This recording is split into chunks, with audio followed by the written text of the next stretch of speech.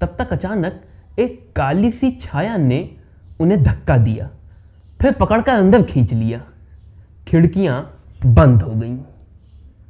इसके बाद लगातार 4 घंटों तक रजनीश किसी की जिंदगी की पूरी कहानी को केवल एक वीडियो में समेट देना मुश्किल है, नामुमकिन नहीं। आज मैं आपके लिए बॉलीवुड की फर्स्ट फीमेल सुपरस्टार कही जाने वाली मशहूर एक्ट्रेस नूतन की जिंदगी की पूरी कहानी लेकर आया हूँ। क्या है मशहूर एक्टर शम्मी कपूर, नूतन और मशहूर एक्टर राजेंद्र कुमार के बीच लव ट्रायंगल की कहानी? क्या है नूतन और मशहूर एक्टर संजीव कुमार के बीच थप्पड़ कांड की कहानी? असली वाली, वो नहीं जो मशहूर है, जो बताई जाती है, असली वाली।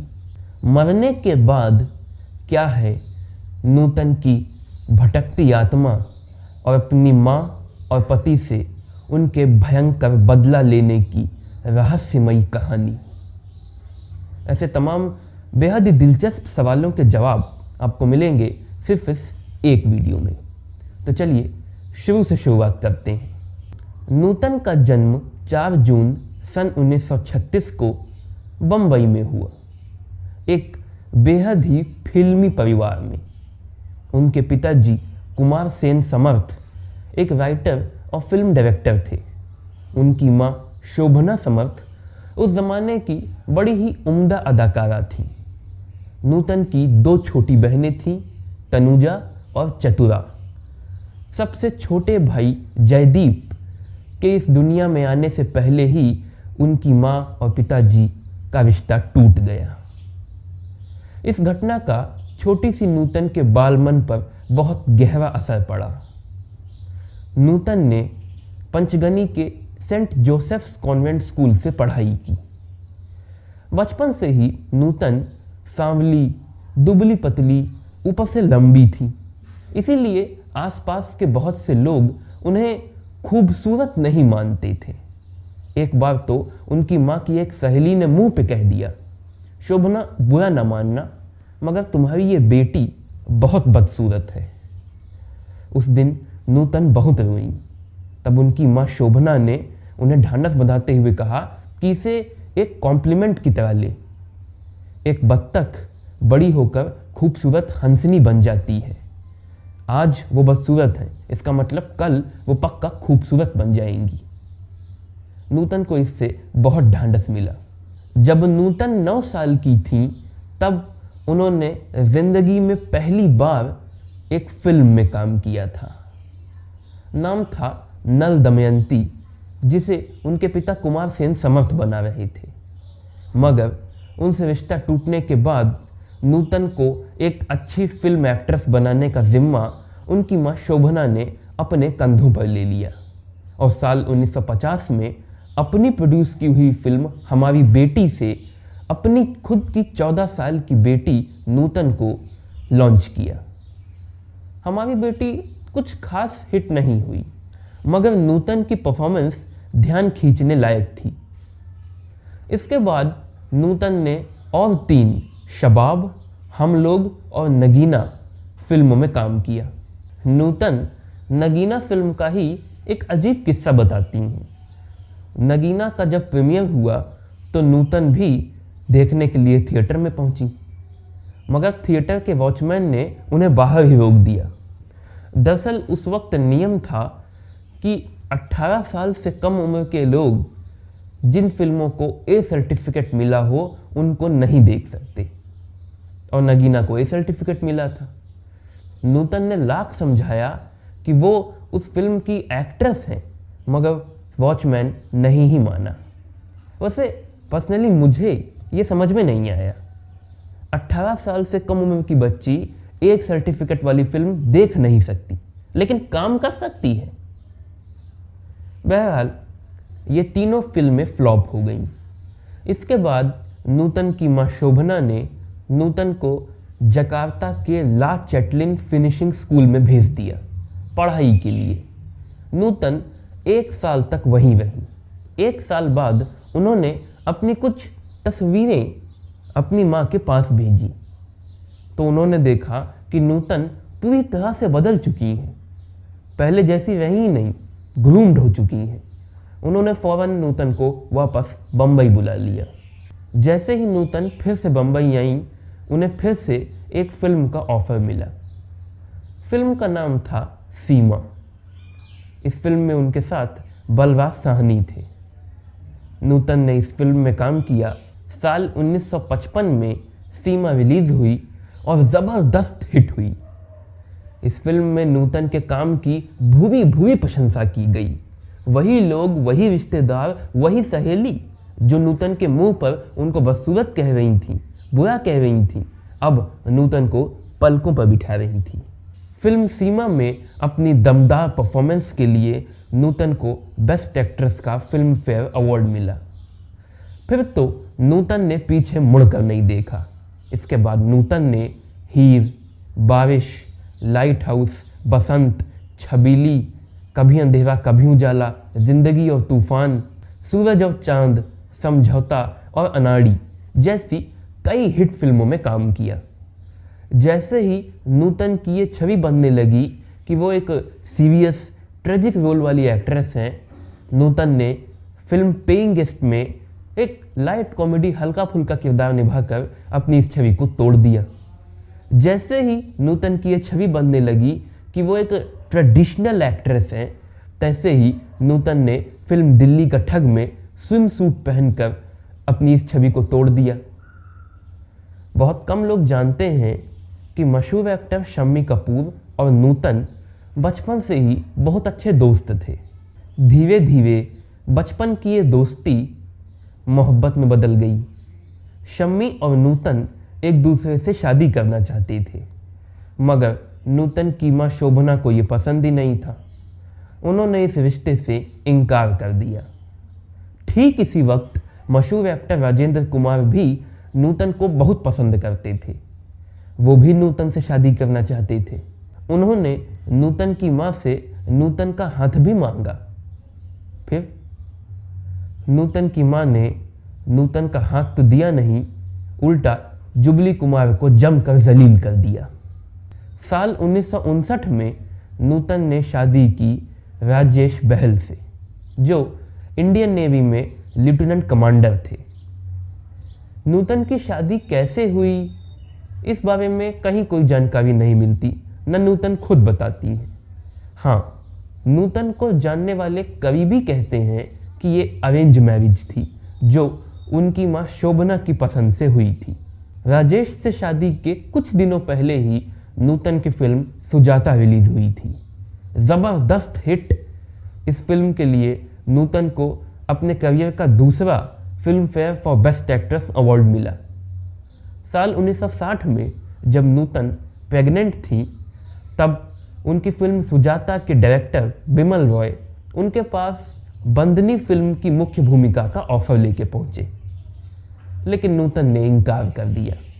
वैसे भी नूतन सोच चुकी थी कि शादी के बाद वो फिल्मों में काम नहीं करेंगी, मगर बिमल बाबू भी धुन के पक्के थे। उन्होंने कहा, ठीक है, फिर अगर नूतन काम नहीं करेंगी तो फिर ये फिल्म ही नहीं बनेगी। नूतन के मुताबिक तब उनके पति राजेश ने उनसे कहा कि कहानी बहुत अच्छी है, उन्हें कर लेना चाहिए। फिर नूतन ने इस फिल्म के लिए हामी भरी। साल 1961 में नूतन और राजेश के बेटे मोहनीश का जन्म हुआ। साल 1963 में बंदिनी रिलीज हुई। सुपर डुपर से भी ऊपर बम्पर हिट हुई। बॉलीवुड की ऑल टाइम क्लासिक्स की किताब में इस फिल्म को शुमार किया जाता है। फोर्ब्स, आउटलुक, बीबीसी जैसे तमाम मीडिया नेटवर्क्स फिल्म बंदिनी में नूतन की एक्टिंग परफॉर्मेंस को वर्ल्ड की बेस्ट एक्टिंग परफॉर्मेंसेस में से एक मानते हैं। तभी तो इस फिल्म में अपनी गजब की कमाल की एक्टिंग के लिए नूतन को उनके करियर का तीसरा बेस्ट एक्ट्रेस का फिल्म फेयर अवार्ड मिला। इसके बाद 60 के दशक में नूतन ने छलिया, मंजिल, तेरे घर के सामने, दिल ही तो है, खानदान, दिल ने फिर याद किया, रिश्ते नाते, सूरत और सीरत, लक्ष्मी, मेहरबान और सरस्वती चंद्र जैसी कई हिट फिल्मों में काम किया। साल 1967 में रिलीज होने वाली फिल्म मिलन के लिए नूतन को उनके करियर का चौथा film fair for best actress award मिला। साल 1970 में फिल्म देवी की शूटिंग के दौरान एक कड़वी घटना घट गई। दरअसल फिल्म देवी में नूतन और संजीव कुमार एक साथ थे। ये वही दौर था जब नूतन और संजीव कुमार के अफेयर के चर्चे मीडिया में चरम पे थे। एक सुबह शूटिंग सेट पर नूतन ने संजीव कुमार से अफेयर वाली इन खबरों पर बात की। संजीव कुमार ने लापरवाही से टाल दिया, उनका मन नहीं था बात करने का। फिर नूतन ने वो किया जिसका किसी को गुमा तक न था। उसी पल सबके सामने उन्होंने संजीव कुमार के इस गाल पर एक जोरदार चांटा जड़ दिया। संजीव हैरान, आसपास सभी लोग हक। और ऐसा नहीं था कि नूतन ने गुस्से में फ्रस्ट्रेट होकर, आउट ऑफ कंट्रोल होकर ऐसा किया था। दरअसल नूतन के मुताबिक उन्हें यह पता चला था कि संजीव कुमार खुद ऐसी अफवाहें फैला रहे हैं पब्लिसिटी स्टंट के लिए। साल 1972 में दिए जाने वाले अपने इंटरव्यू में नूतन बाकायदा कहती हैं कि उन्हें संजीव कुमार को थप्पड़ मारने वाली अपनी इस हरकत पर कोई पछतावा नहीं। उन्होंने संजीव कुमार को उनकी जगह याद दिलाई है। संजीव को क्या लगता है, क्या वो उनके पति रजनीश से ऊपर हैं? उनके पति रजनीश के पैर के नाखून के जितना मयार भी संजीव कुमार का नहीं है। रिपोर्ट्स कहती हैं कि इस घटना के बाद संजीव कुमार और नूतन में कभी बात नहीं हुई। 70 के दशक में भी नूतन के करियर का जादू बदस्तूर जारी था। 70 के दशक में नूतन ने यादगार, सौदागर, अनुराग, जिद, कस्तूरी, हमारा संसार और साजन बिना सुहागन जैसी कई फिल्मों में काम किया। साल 1978 में रिलीज होने वाली मशहूर फिल्म मैं तुलसी तेरे आंगन की में अपनी कमाल की परफॉर्मेंस के लिए नूतन को अपने करियर का 5वां बेस्ट एक्ट्रेस का फिल्म फेयर अवार्ड मिला। ये इसलिए खास है क्योंकि नूतन ने उस दौर में बॉलीवुड में रिकॉर्ड बनाया बेस्ट एक्ट्रेस के नाते 5 फिल्म फेयर अवार्ड जीतने के। ये भी खास है कि नूतन उस दौर के बॉलीवुड में इकलौती ऐसी एक्ट्रेस थी जिन्हें 40 के पार भी लीड रोल्स ऑफर हो रहे थे। वैसे नूतन ने जितनी फिल्मों में काम किया उनमें से अधिकतर में उनके कैरेक्टर्स स्ट्रॉन्ग हुआ करते थे। इसीलिए फिल्मकारों के बीच ये बात मशहूर थी कि अगर नूतन को फिल्म में लेना है तो वुमेन कैरेक्टर स्ट्रॉन्ग होनी चाहिए। साल 1980 में फिल्म साजन की सहेली के रिलीज होने के बाद नूतन ने अपने आप को स्विच किया। मेन एक्ट्रेस छोड़ सपोर्टिंग रोल्स निभाने लगी। कर्मा, मेरी जंग और नाम सपोर्टिंग रोल्स के तहत उनकी कुछ मशहूर फिल्में हैं। जहां एक और कर्मा में उन्होंने दिलीप कुमार के साथ काम करने का अपना वर्षों पुराना सपना पूरा किया, तो फिल्म मेरी जंग में उन्हें अपने करियर का 6वां filmfare award for best actress नहीं सपोर्टिंग रोल मिला। नूतन की जिंदगी की कहानी अब उस मोड़ पे पहुंच चुकी है कि पर्दे पर की सारी बातों को आप जान गए हैं। इसलिए अब वक्त है पर्दे के अंदर की बातों को सामने लाने का, और वो मैं करूँगा मशहूर राइटर ललिता तम्हाने की मदद से। ललिता तम्हाने ने नूतन की ऑफिशियल बायोग्राफी लिखी है। नूतन एसएनमी नेसनमी मराठी भाषा में है। इसका मतलब है नूतन, आई एग्जिस्ट और नॉट। ललिता तम्हाने को नूतन अपनी बेटी जैसी मानती थी। ललिता तम्हाने ने नूतन की जिंदगी को बहुत ही करीब से देखा है और नूतन के करीबियों की नज़रों से भी देखा है। इसलिए ललिता कहती हैं कि नूतन की ज़िंदगी की सच्चाई हकीकत में वैसी नहीं है जैसी दिखती है। ललिता के मुताबिक शुरुआत से ही नूतन का अपनी माँ शोभना के साथ रिश्ता ठीक नहीं था। क्योंकि नूतन की माँ शोभना हर वक्त उनका उपयोग करने में लगी रहती थी। 14 साल की एक छोटी सी बच्ची को ज़बरदस्ती उन्होंने फिल्म बिजनेस में उतारा। जब फिल्में फ्लॉप होने लगी तो अपने भले के लिए, नूतन के भले के लिए नहीं, अपने भले के लिए उन्होंने नूतन को ला चैटलिंग फिनिशिंग स्कूल में भेजा, क्योंकि उन्हें मालूम था कि 1 साल में नूतन ज़रूर ग्रूम होंगी। जैसे ही उन्हें मालूम लगा कि नूतन ग्रूम हो चुकी हैं, उन्होंने नूतन को फ़ौरन वापस बुला लिया और फिर से फिल्म बिजनेस में उतार दिया। ललिता के मुताबिक राजेंद्र कुमार और शम्मी कपूर से शादी के लिए भी शोभना इसीलिए नहीं राजी हुई थी क्योंकि उन्हें लगा था कि फिर वो नूतन का फ़ायदा नहीं उठा पाएंगी। रजनीश बहल के साथ उन्होंने इसीलिए शादी की क्योंकि उन्हें लगा था कि रजनीश नूतन का फ़ायदा उठाने की उनकी राह का रोड़ा नहीं बनेंगे। मगर पासा उल्टा पड़ गया।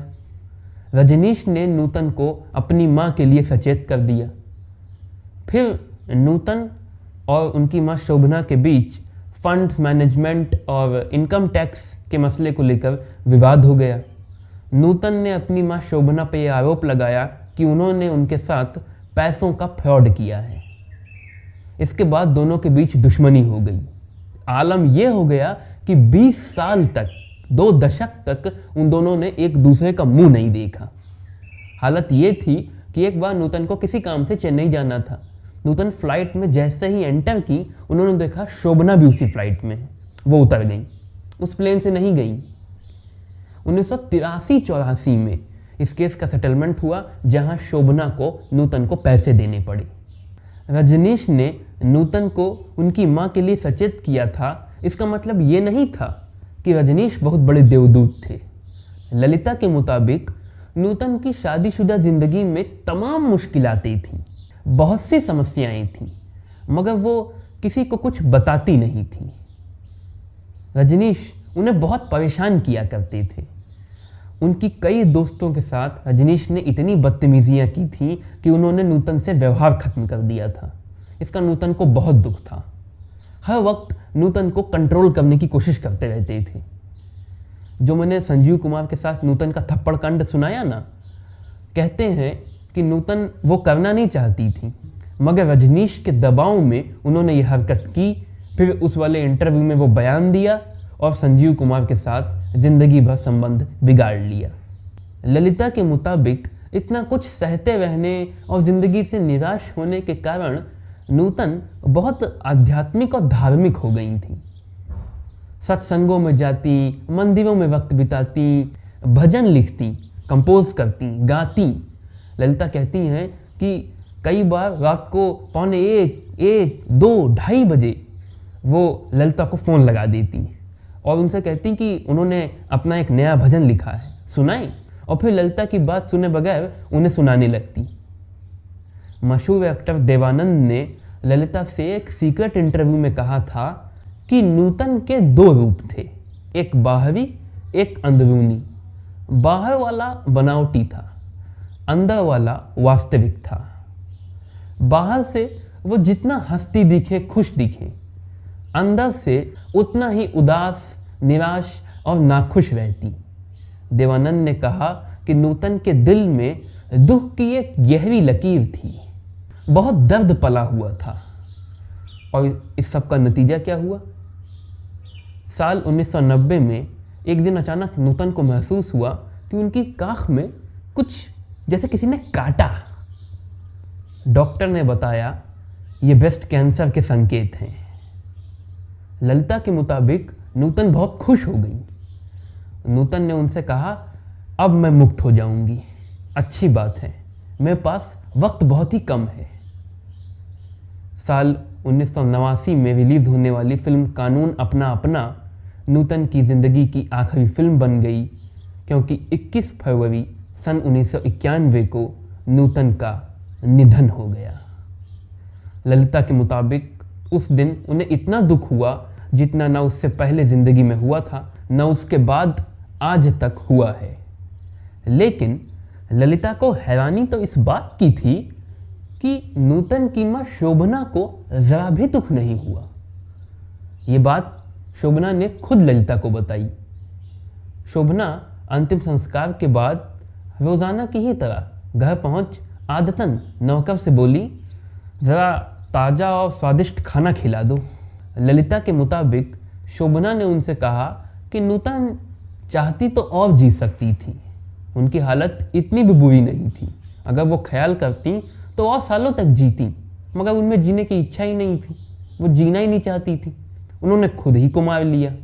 साल 2000 में नूतन की माँ शोभना की मौत हो गई। हैरानी की बात यह है, बड़ी संदिग्ध तरीके से हुई, अविश्वसनीय। क्या हुआ, कैसे हुआ, इसकी जानकारी नहीं, मगर कुछ मिस्टीरियस था।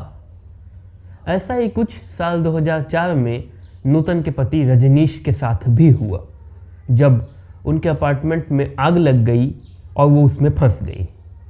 फायर ब्रिगेड के अधिकारी तक चौंकते हुए बता रहे थे कि हालात इतने बदतर नहीं थे, इतने बुरे नहीं थे। आम सिविलियंस तक भागकर बच गए, तो पता नहीं कैसे एक आर्मी ऑफिसर जिसे ऐसे हालातों की ट्रेनिंग मिलती है, वो नहीं भाग पाया। दुर्घटना सर्वाइव करने वाले एक चश्मदीद ने एक बयान दिया, बड़ा ही हैरतअंगेज बयान। उसने कहा कि जब वो नीचे उतर कर आया तो उसने देखा कि रजनीश बस बाहर निकलने को थे, मगर तब तक अचानक एक काली सी छाया ने उन्हें धक्का दिया, फिर पकड़कर अंदर खींच लिया। खिड़कियां बंद हो गईं। इसके बाद लगातार 4 घंटों तक रजनीश उसी कमरे में आग में जलते रहे और उनकी मौत हो गई। ललिता के मुताबिक इसी बयान को सबूत के तौर पर बताकर नूतन के करीबी रिश्तेदार और अपार्टमेंट के आसपास के इलाकों में रहने वाले लोग ये मानते हैं कि नूतन की माँ और नूतन के पति की मौत संदिग्धावस्था में इसलिए हुई क्योंकि उनकी मौत हुई नहीं, उनको मौत दी गई। किसने दी? नूतन की आत्मा ने, जो बदले की चाह में भटक रही थी, और आखिर उसने अपना बदला ले लिया। ललिता कहती हैं कि इस बात से उन्हें वो बात याद आ गई जो नूतन की माँ शोभना ने उन्हें बताई थी, कि बचपन में एक ज्योतिषी ने नूतन को देख उनकी माँ शोभना से कहा था कि ये कोई बहुत महान पवित्र आत्मा है जो इस धरती पर दोबारा नहीं आना चाहती थी, मगर कुछ था जो अधूरा रह गया था, उसको पूरा करने आई है। लेकिन ये बहुत दुखी भी है, इसीलिए शाम 5 बजे से सुबह 5 बजे तक लगातार रोती रहती है। और एक बात का ख्याल और रखना, इस बार ये कुछ भी अधूरा छोड़कर नहीं जाएगी, सब पूरा कर कर जाएगी।